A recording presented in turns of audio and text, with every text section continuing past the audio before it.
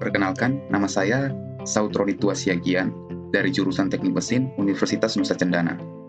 Pada kesempatan kali ini, saya akan mempresentasikan tugas pemilihan bahan dan proses saya tentang kriteria pemilihan material teknik. Oke, langsung saja kita ke latar belakang pemilihan material teknik. Jadi, pemilihan material teknik ini memiliki tujuan. Ada dua tujuan, yaitu yang pertama, untuk menentukan kualitas produk tersebut. Dan yang kedua, itu untuk menentukan usia dari produk yang mau kita buat dari material tersebut. Nah, selanjutnya, dalam memilih material teknik, tentu saja ada juga faktor-faktor yang perlu dipertimbangkan. Yang pertama, itu sifat material.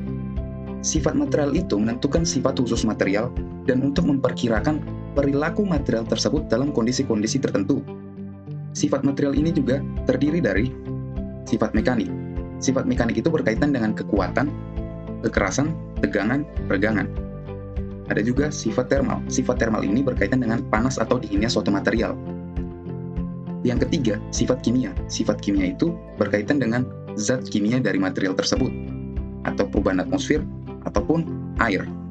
Ada juga sifat kelistrikan dari material tersebut. Itu berkaitan dengan daya dan arus. Ada juga radiasi. Radiasi itu berkaitan dengan cahaya, ultraviolet, ataupun nuklir. Faktor kedua, yaitu kemampuan.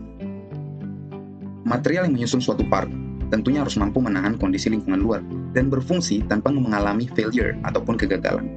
Misalnya, material pada dinding tungku api. Material pada dinding tungku api tentunya harus tahan terhadap temperatur tinggi, seperti yang terlihat pada gambar. Faktor ketiga, yaitu uji ketahanan. Artinya suatu material dalam penerapannya harus dapat bertahan. Ketahanan menunjukkan kemungkinan bahwa produk dan material yang membuat produk tersebut akan tetap tahan selama masa pemakaian produk yang diharapkan tidak terjadi kegagalan. Dan faktor yang keempat yaitu keselamatan. Material harus berfungsi dengan aman.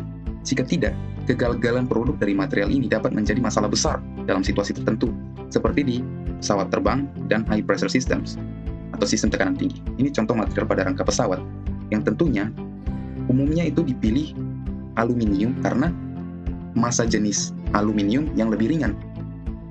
Selanjutnya, sifat fisik. Sifat fisik ini berkaitan seperti konfigurasi ukuran, berat, dan penampilan. Misalnya fungsi giroskop atau flywheel. Seperti yang terlihat pada gambar, giroskop atau flywheel ini berkaitan langsung dengan berat atau massa dari material tersebut. Karena massa dari material tersebut menentukan kinerja dari produk tersebut pada giroskop ataupun flywheel.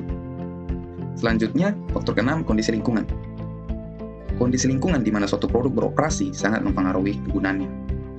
Kelembapan, air, ataupun zat kimia dapat menyebabkan korosi ataupun kerusakan pada material. Contohnya, seperti yang terlihat pada gambar, itu merupakan kerusakan pada material, yaitu perkaratan atau korosi. Selanjutnya, ketersediaan. Material harus selalu siap, harus selalu tersedia dalam jumlah yang cukup. Karena pada saat kelangkaan, hal ini menjadi faktor yang sangat perlu dipertimbangkan. Ini faktor yang urgent, sehingga ini termasuk faktor yang penting juga. Faktor yang ke-8 yaitu daur ulang. Faktor daur ulang itu faktor yang tak kalah penting juga tentunya dalam pemilihan material. Contohnya material nuklir. Material nuklir itu seperti apa? Yaitu seperti logam uranium, plutonium, ataupun thorium. Material harus sekali pakai dan dapat digunakan kembali melalui pengerjaan ulang ataupun modifikasi. Dan yang ke-9, faktor ekonomi. Tentunya faktor ekonomi ini juga tidak pernah lepas dari pemilihan material. Keuangan ataupun biaya itu merupakan faktor yang berkelanjutan atau tidak ada henti-hentinya untuk setiap prosedur pemilihan material.